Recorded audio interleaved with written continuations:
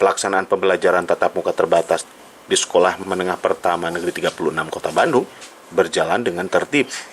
Sekolah menerapkan sesuai dengan regulasi pemerintah, seperti menyiapkan tempat cuci tangan, wajib memakai masker, mengurangi mobilitas, serta tidak berkerumun. Sekolah juga melaksanakan pertemuan tatap muka terbatas 25%.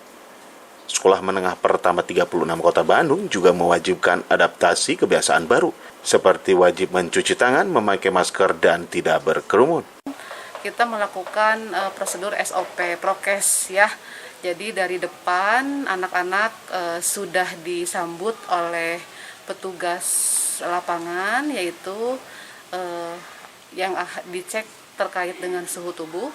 Kemudian mereka harus mencuci tangan atau memakai atau menggunakan hand sanitizer. Kemudian anak-anak dipersilahkan untuk masuk ke kelas dan duduk sesuai dengan nomor absen yang sudah disetting oleh kami. Kalau himbauan saya, ya tentu saja kita mengedepankan keselamatan dan kesehatan. Jadi tetap saja walaupun anak-anak sudah sekolah, tetap prokes itu dilaksanakan secara dengan baik begitu kan.